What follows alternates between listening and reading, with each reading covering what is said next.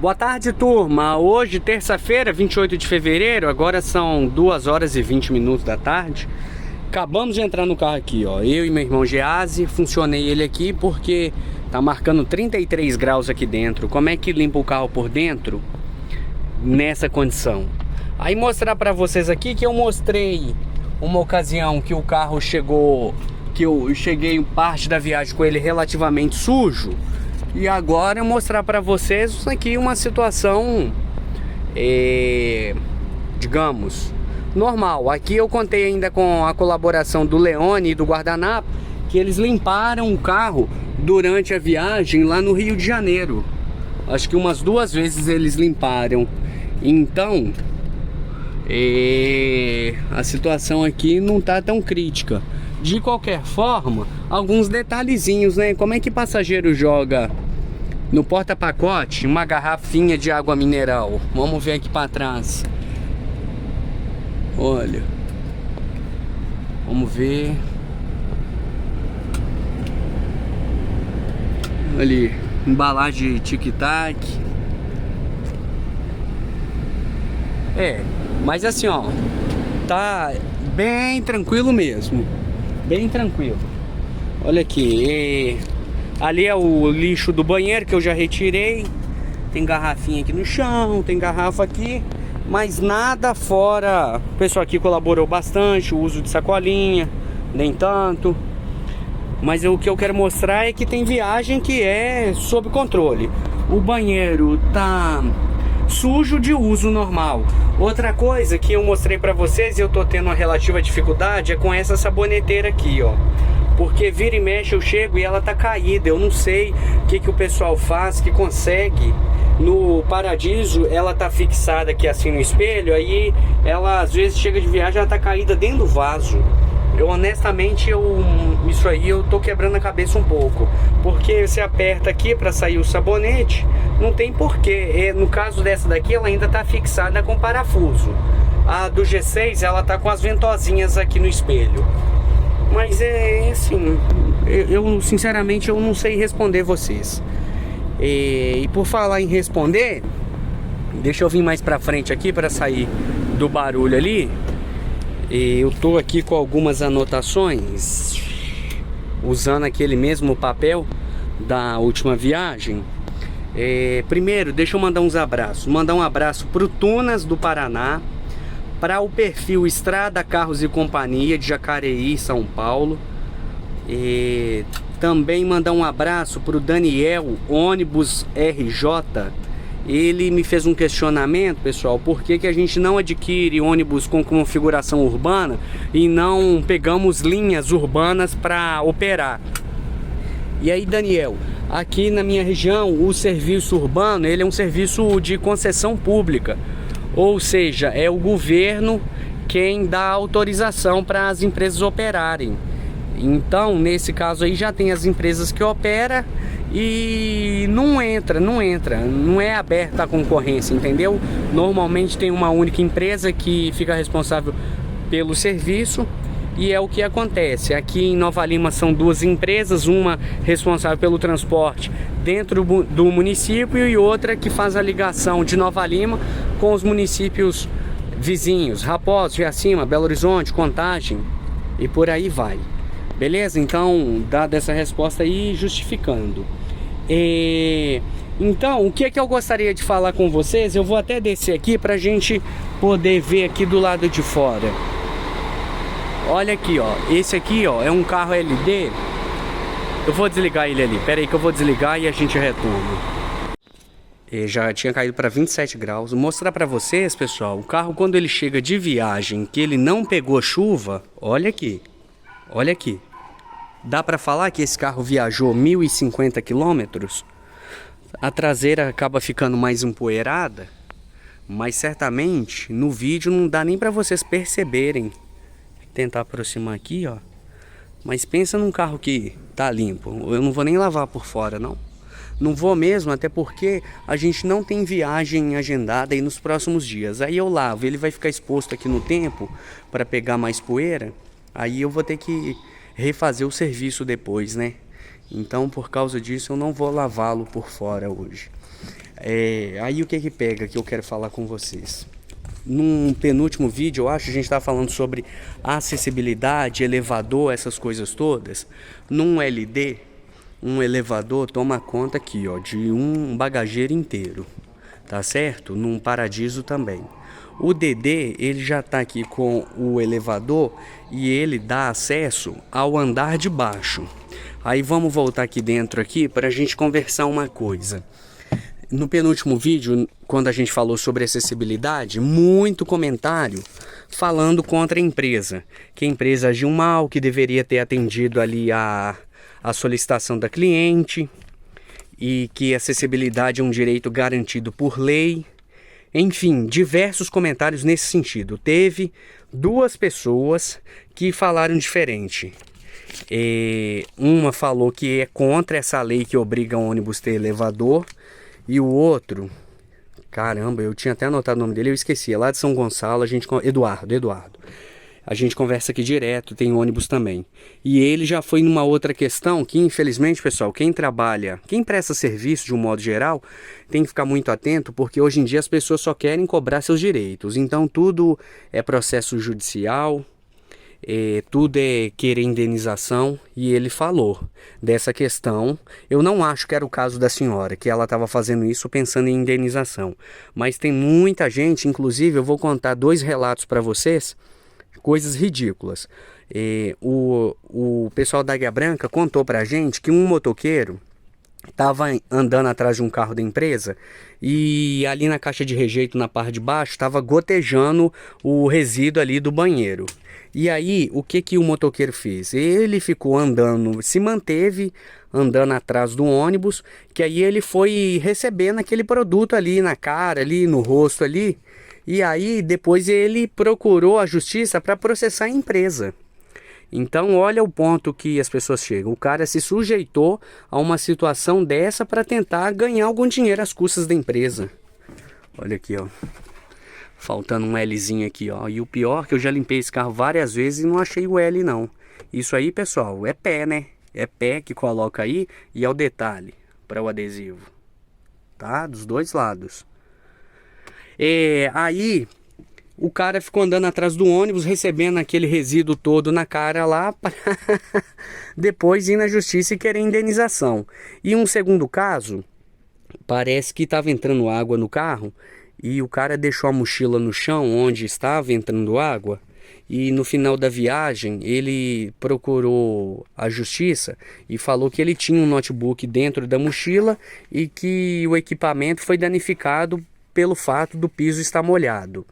Com a gente mesmo. Aconteceu uma vez a gente fazendo Belo Horizonte, Campos dos Goytacazes, a serviço da Itapemirim. Nós chegamos em Campos, tudo bem, fomos embora, o alojamento.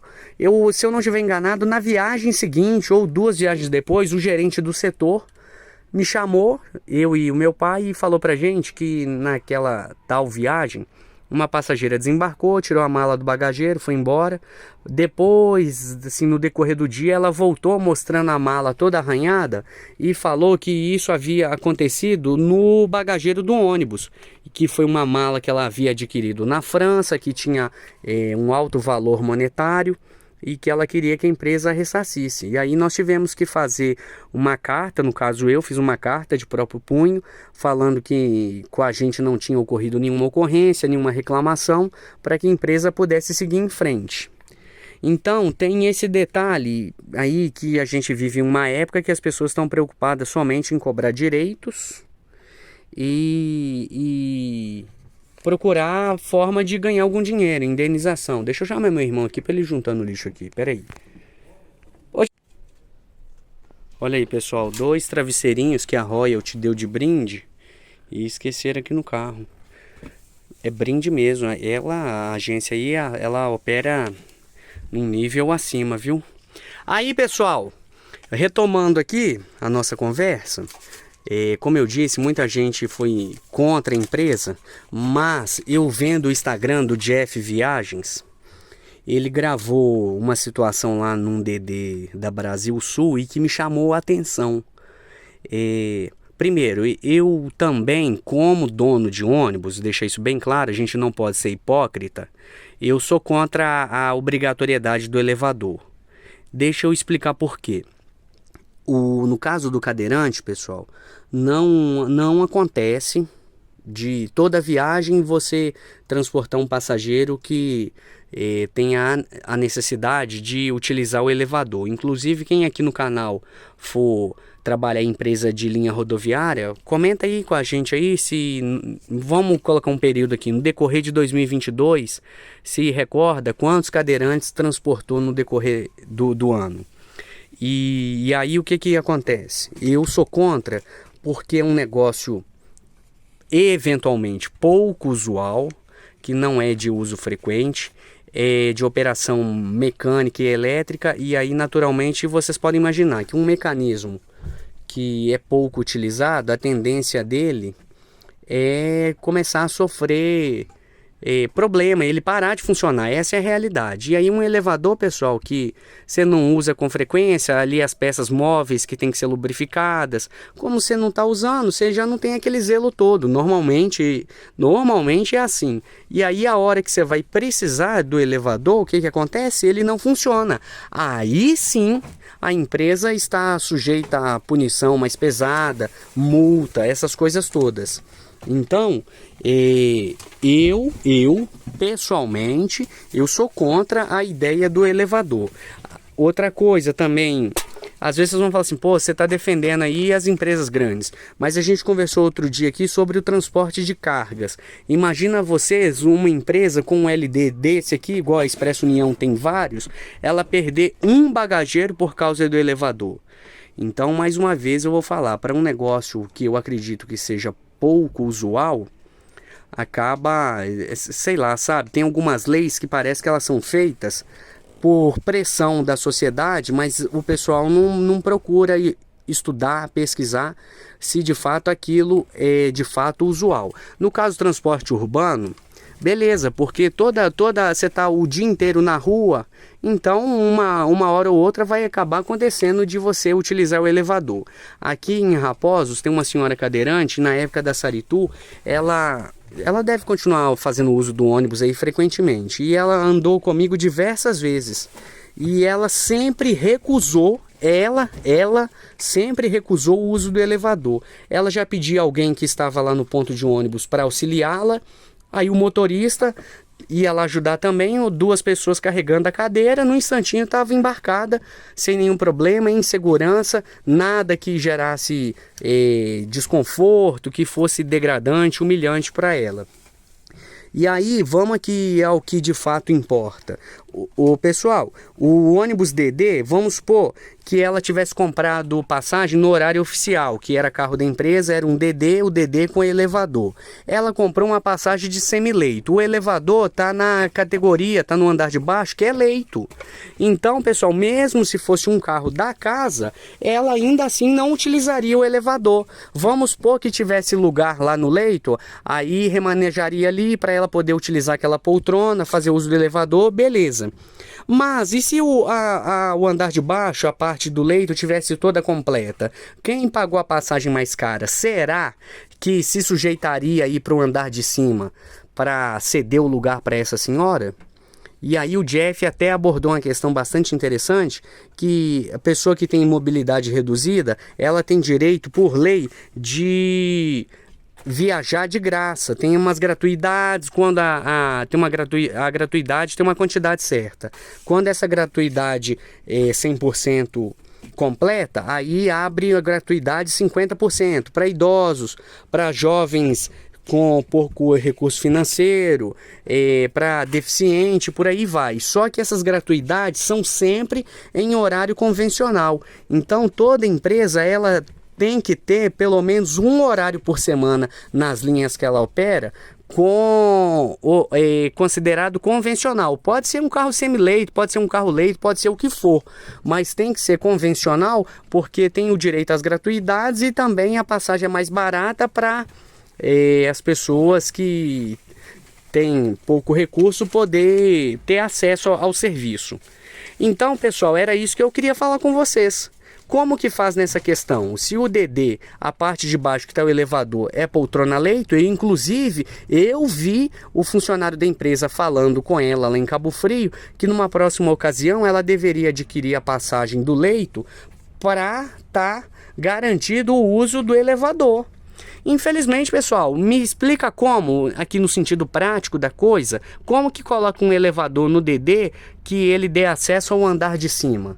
Vocês estão entendendo a situação? Aí os carros baixos, VLD, que é um piso só, beleza, o elevador vem até em cima pela obrigatoriedade ali, pela estrutura que o carro obriga o elevador a ser dessa forma.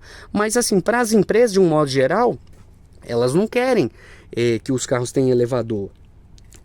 É mais caro porque é um equipamento à parte ali que tem que ser instalado no carro no momento da aquisição.